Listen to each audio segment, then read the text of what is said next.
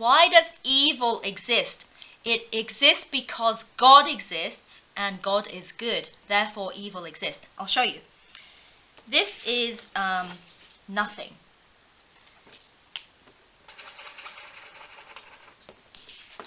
And this is something. In fact, there are two things that exist in here. Something, we can call it a dot. This is a dot. This is that which is not a dot. So there are two things that exist. You either believe that nothing exists or you believe that something exists, in which case always there is that which is not. So it's a dichotomy. We know from the Bible that God is good, God is truth, God is life, God is light, God is love, God is infinitely creative, God is jealous, amongst many other things. Which inevitably means that there exists evil, that which is not good, that which is not truth, lie, that which is not life is death, that which is not light is darkness, that which is not love is indifference, that which is not infinitely creative is boring, that which is not jealous is prostitute or prostitution. I'm going to talk about the last three attributes, which is love, infinitely creative, and jealous. So God is love, which means the opposite of love is not hate, because you hate something because you love something. You hate injustice because you love justice. You hate the sin in somebody. You never hate the person. You love the person and you hate the sin. You hate the sin because you love that which has been defiled by the sin. So the opposite of love is indifference, when you don't care. What does it mean that people hate God? It means that you love something that is not God. For example, sin. And sin is going against God's laws. And when you love sin, that which goes against God so much, you naturally you hate God.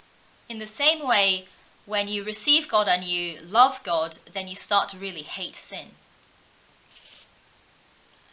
One thing I think is misunderstood a lot is that to follow God means to be a cookie cutter sort of automaton, but that's absolutely not the case. That God is infinitely creative and everybody is tremendously unique, and God made everybody unique, and every individual is really, really special, and He gave us the free will so that we would either follow Him or not follow Him. And it really is a dichotomy. Following Christ is not a boring thing. He is infinitely creative. God is jealous, and the important thing to know here is that there's a difference between jealousy and envy. Envy is bad. It's in the 10 Commandments, thou shalt not covet your neighbor's wife. Envy is when you want something that doesn't belong to you. Jealousy is feeling really bad and angry because something that legitimately belongs to you isn't looking at you or isn't reciprocating that.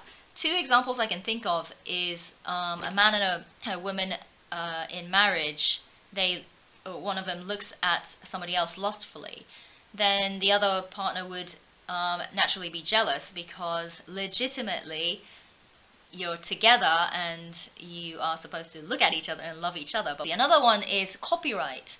When you spend a lot of time and effort in creating something that's original to you, for example, music, art, just anything really. When your own creation is attributed to somebody else, when other people say, oh, somebody else did it, when your copyright is stolen, you become naturally sort of angry, and it's not fair. So that's jealousy. In the same way, God created us. So when we attribute His creation to something else other than Yahweh, that God created, who created us, then He is bound to be jealous. That's His reaction. And because God is perfect, He cannot go against His perfect laws. That which is not jealousy is prostitution.